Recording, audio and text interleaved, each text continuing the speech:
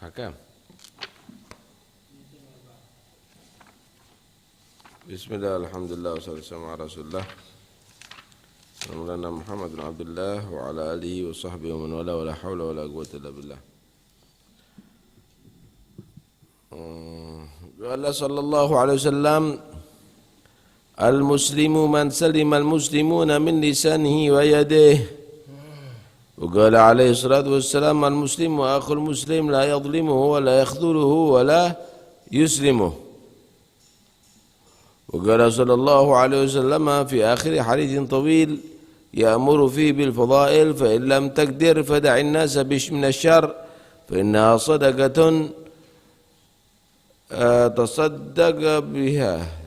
تصدق بها فإنها صدقة تصدق بها عن نفسك تقول هكذا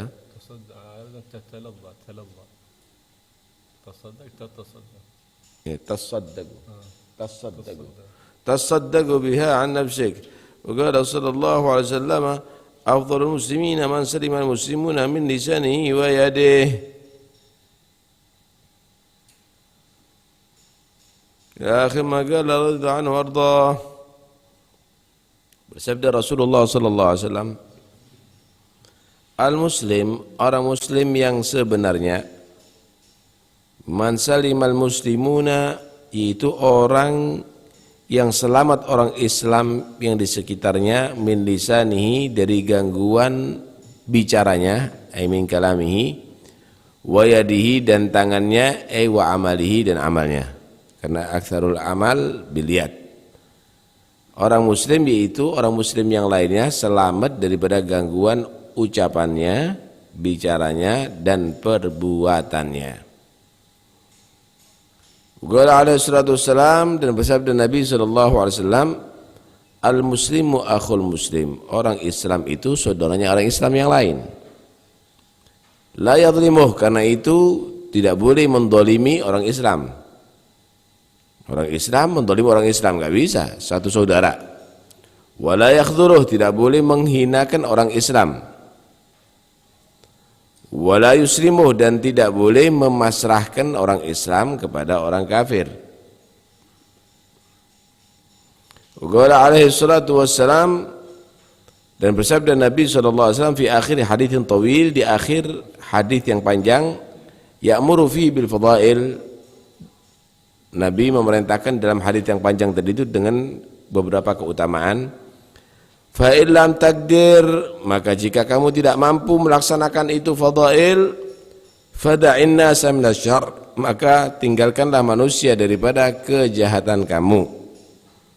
Fa innaha, maka sesungguhnya perbuatan itu apa? Meninggalkan manusia enggak sampai tersentuh dengan kejahatan kamu. Sadaqatun, merupakan satu bentuk sedekah, tasaddaqu biha an nafsik, yang mana kamu melaksanakan sedekah dengan itu daripada diri kamu. Yang penting kamu tidak mengganggu orang Islam, itu sudah satu bentuk sedekah, apalagi memberikan manfaat. Qala sallallahu alaihi wasallam, bersabda Nabi sallallahu alaihi wasallam pula, afdhalul muslimina, paling utamanya orang Islam, bukan yang paling banyak ilmunya, bukan yang paling banyak membangun masjid, tapi man salimal muslimuna min lisani yadih, itu orang Islam selamat daripada ucapannya dan perbuatannya, tidak sampai mengganggu dan merugikan mereka.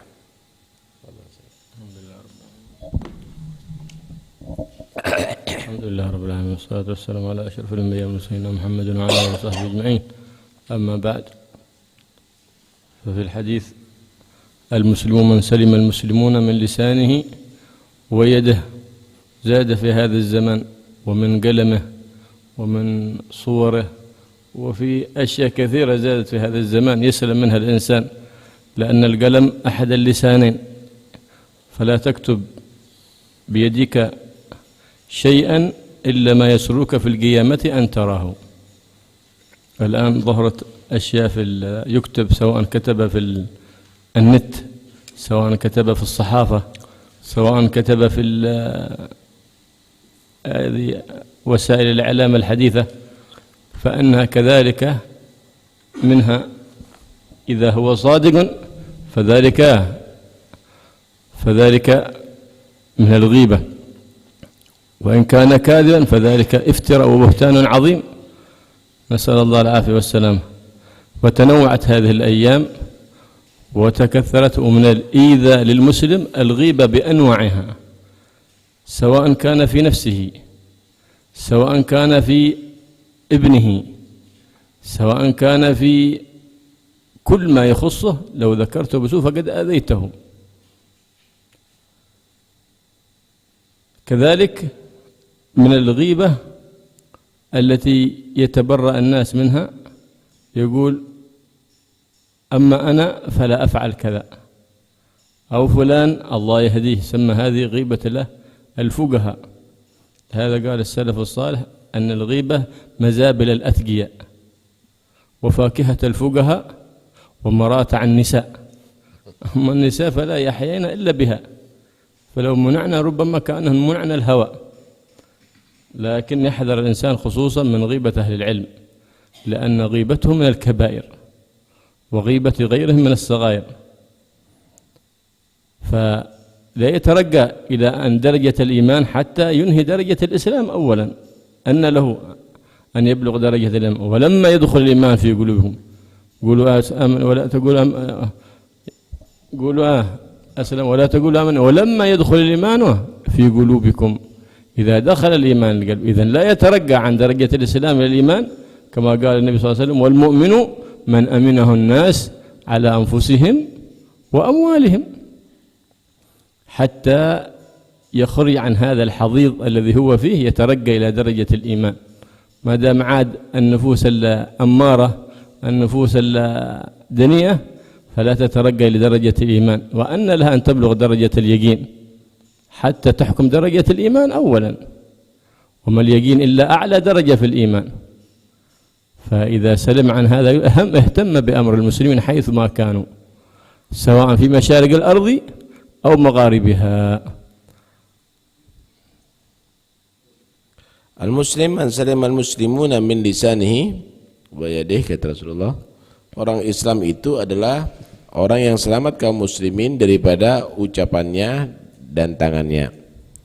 Termasuk juga mungkin sekarang daripada penanya, daripada tulisannya, baik itu yang ditebar lewat internet maupun yang ditebar lewat koran atau yang lainnya. Kalaupun itu adalah pembicaraan benar, mungkin termasuk digolongkan ghibah. Kalaupun itu tidak benar, mungkin itu digolongkan fitnah dan buhtan, satu pemalsuan dan fitnah, gosip. Karena itu bahaya sekali, dan itu adalah termasuk bagian daripada ghibah. Baik itu pada diri seorang muslim maupun anaknya, keluarganya, atau yang lainnya. Termasuk bagian dari hibah, seseorang tidak menyebutkan atau menceritakan orang lain, tapi berdampak dia tadi itu juga menyinggung perasaan orang lain. Contoh, kalau ana tidak mau model begitu, kalau saya tidak mau dengan melakukan itu. Atau misalnya menyatakan Allah yahdi fulan, ya apa kok begitu. Ini termasuk bagian ghibah, dan ini termasuk ghibatul fuqaha. Ini orang ngerti fikih begitu biasanya kalau ghibah tadi itu. Dan ghibah ini menjadi satu kecanduan sampai dikatakan faqihatul fuqaha wa mir'atun nisa. Ghibah ini ibarat buah-buahan bagi orang yang ngerti pun, seperti buah-buahan menikmati, atau bagi perempuan seperti cermin, selalu dia tadi itu jaga, selalu dia tadi itu seperti pais gitu kalau perempuan kalau sudah ghibah tadi. Dan ini berbahaya sekali. Karena itu jangan sampai kamu itu menulis kecuali sesuatu yang bermanfaat. Wala taktub bikaffika ghaira syai'in yasurruka fil qiyamati an tahrahu. Jangan kamu tadi itu menulis dengan tangan kamu walaupun satu huruf pun kecuali yang membuat kamu berbahagia nanti di hari kiamat. Khususnya menghibah orang-orang yang diagungkan oleh Islam, itu lebih besar lagi dosanya. Ghibah itu sudah dosa, kemudian yang dihibah orang-orang Islam lagi. Ente bisa bayangkan kalau sudah orang-orang seperti begitu dihibah, dicaci, dihabisi, apalagi yang bisa dibanggakan dalam Islam ini. Karena itu tidak dibenarkan orang Islam mengganggu kepada orang Islam yang lainnya. Ini masih Islam, apalagi meningkat ke derajatul iman ini, lebih tinggi lagi. Kalau derajatul iman lebih tinggi lagi. Karena itu ketika mereka menyatakan kami beriman, maka Allah menyatakan tidak. Walakin qulu aslamna walamma yadkhulul iman fi qulubikum. Ucapkan kami Islam, karena masih belum masuk iman itu adalah ada di hati kamu. Lebih jauh lagi derajatul yakin, karena yakin ibaratun an kamalil iman. Karena yakin itu adalah ibarat daripada kesempurnaan iman. Ini baru Islam. Itu harus kita ini menjaga orang Islam yang lainnya jangan sampai terganggu dengan ucapan dan dengan amal soleh, apalagi darajatul iman, apalagi darajatul yakin. Karena itu penting untuk menjaga perkataan jangan sampai mengganggu orang Islam yang lain, dan perbuatan jangan sampai merugikan orang Islam yang lain. Wallahu a'lam. Ini bisa digambarkan ya, kalau sudah orang Islam itu adalah yang kaum muslimin yang lainnya selamat daripada ucapannya dan perbuatannya. Kok sekarang ini kadang-kadang dikatakan pejuang Islam yang dia tadi itu setiap saatnya mengganggu orang Islam dengan ucapannya, menuduh syirik, menuduh kafir, yang dituduh orang Islam semuanya. Padahal Nabi menyatakan orang Islam itu adalah orang Islam yang lainnya selamat daripada ucapannya. Loh kok ini dikatakan termasuk bagian Islam mensyirikkan orang, mengkafirkan orang, membid'ahkan orang, menyatakan orang Islam masuk neraka. Ajib. Begitu juga termasuk bagian Islam kalau sudah melaknat sahabat, melaknat istrinya Nabi, melaknat a'immah. Ajib. Ini termasuk bukan bagian Islam sama sekali. Karena orang Islam itu, orang Islam yang lainnya selamat daripada ucapannya. Wayadeh. Nah sekarang membunuh orang Islam diwara pejuang, meledakkan masjid pejuang, mujahid, menyerang orang Islam, menyiksa orang Islam, mengeksekusi orang Islam, mujahid kata dia. Ini membela agama Allah Subhanahu wa taala, membela tauhid kata dia. Ini jelas ini kan.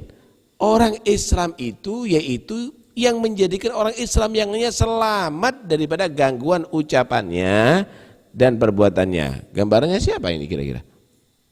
Mereka, kelompok-kelompok itu. Kelompok-kelompok yang mengatasnamakan cinta Ahlul Bait tapi mencaci maki habis yang lainnya.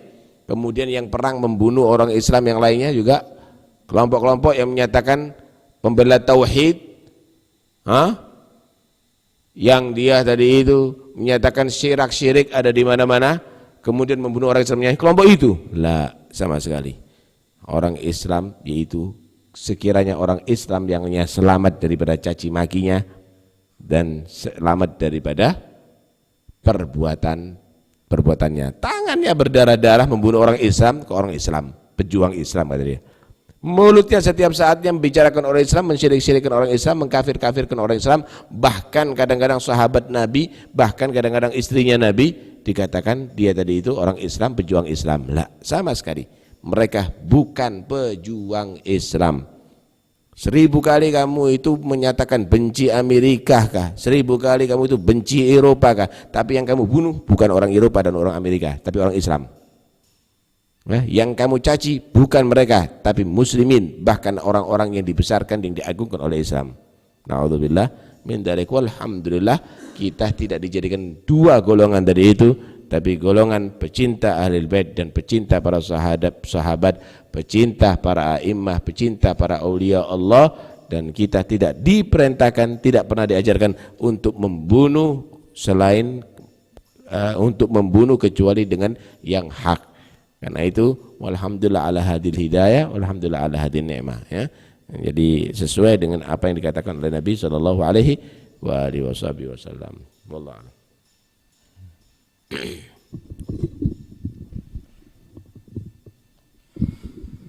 اللهم صل وسلم على سيدنا محمد وعلى آل سيدنا محمد عليك به في كل حين وحالة وبالفكر إن الفكر كحل البصرة وكن أبدا في رغبة وتضرع إلى الله عن صدق افتقار وفاقة ووصف اضطرار وانكسار وذلة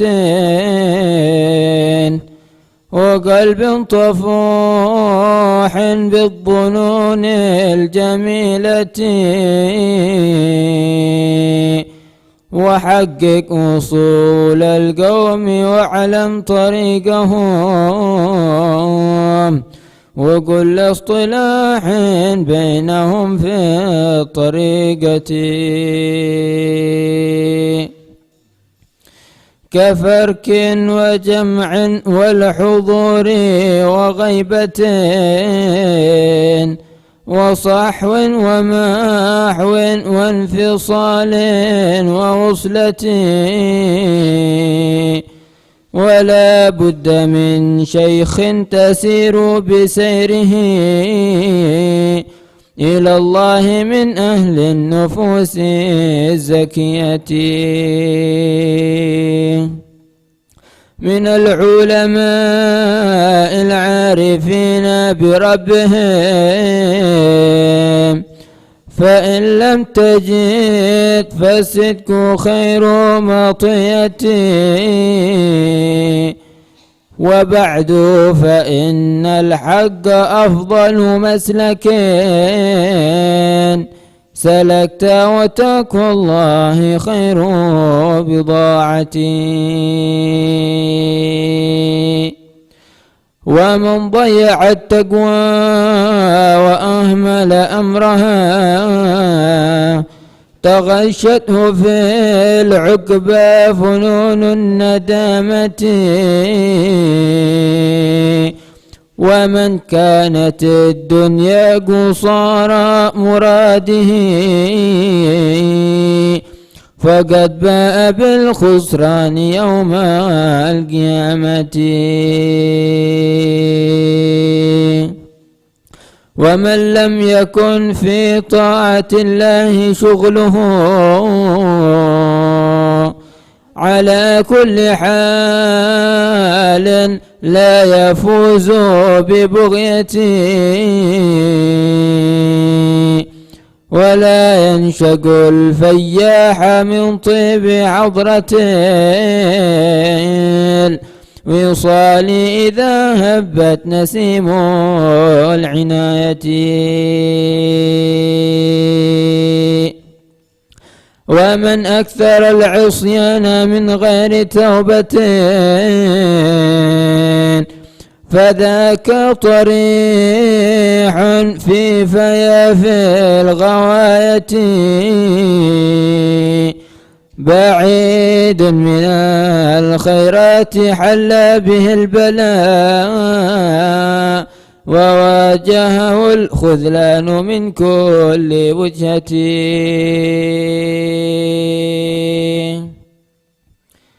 عجبت لمن يوصي سواه وإنه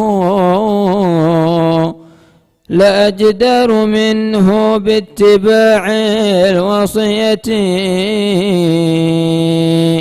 يقول بلا فعل ويعمل عاملا على ضد علم يا لها من خسارة. علوم كأمثال البحار تلاطمات وأعماله في جنبها مثل قطرة وقد أنفق الأيام في غير طائلين كمثل الليالي التقضات والتي على السوف والتسويف شر مصاحبين وقول عسى عن فترة وبطالة تنكب عجزا عن طريق عزيمة وما لا لتأويل ضعيف ورخصة.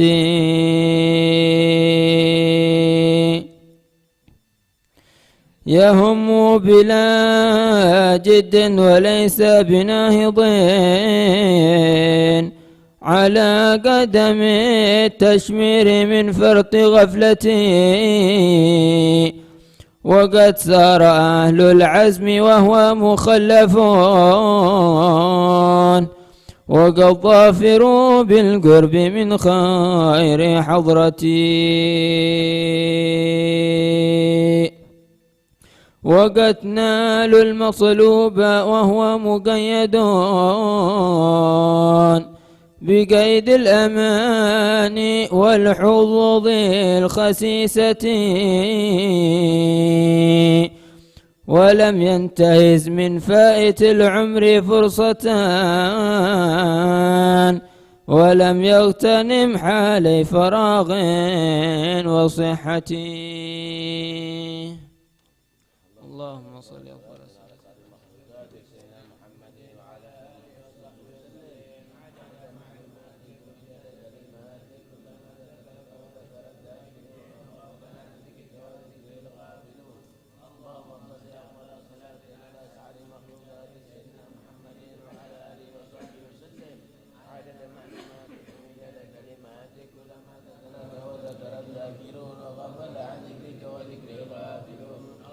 على صل أفضل صلاة سيدنا محمد وعلى آله وصحبه وسلم عدد معلوماتك ومدد كلماتك كلما ذكرك وذكر ذاك وغافل عن ذكرك وذكره الغافلون. ربنا انفعنا بما علمتنا رب علمنا الذي ينفعنا رب فقهنا وفقه أهلنا وقرابات لنا في ديننا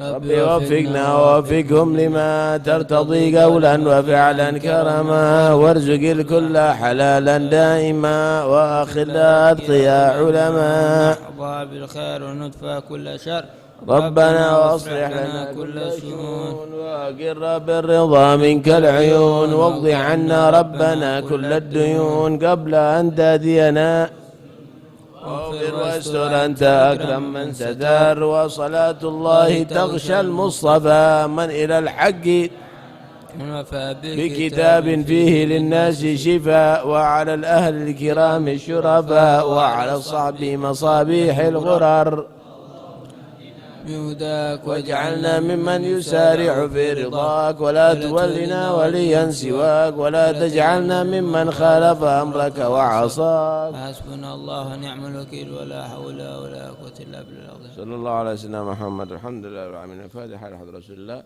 محمد بن عبد الله صلى الله عليه وسلم. مرحبا يا أخواني والأمين من الأنبياء والمرسلين صلوات الله وسلامه عليه وعلى رسول الله وأزواج رسول الله وصحبه رسول الله والتابعين وتابعيهم من تبعهم بأحسن من دين سلم جل الله أحمد عيسى بن عبد الله وعلي بن علي من علي حقيقة قسم مسجد العظم المقدم محمد بن علي سادتنا نبي علي والغجر من أخوانه وابن علي محمد مولى الدبيلة والمقدم الثاني الحبيب الرحمن السقاف وأسرة في وسكران وابن علي وشهاب بن مولى عبد الله الذي أكبر وابنه أبو كرر من المحضر علي بن عبد الرحمن أحمد بن عاصم بن فخر بن شوب بن سالم علي بن سالم بن عفاس عمر بن عبد الرحمن عطس بن شاب الحداد علي بن محمد بن حسين الحبشي عبد الله بن سليم طاهر وآخر حبيب طاهر ثم الحجة الإسلام بحامد محمد الغزالي ثم لكافة الأولياء والصالحين لأننا كانوا حلة أرواحهم من مشارق الأرض ورسوسنا أولي البلدة ثم إلى صاحب الحرب من حضر مقام الحبيب جعفر وسيقف سير وسيقف وسلم وفريمة ومن حضر بهذا المجلس سابقا واحد من شرب الكرامة وشرب التوحيد وشرب قهوة بنية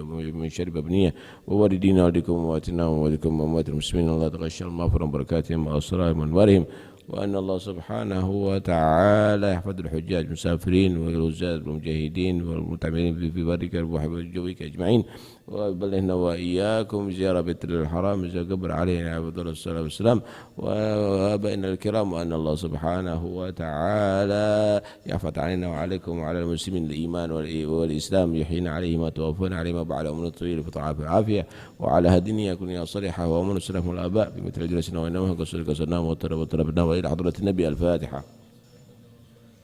بسم الله الرحمن الرحيم الحمد لله رب العالمين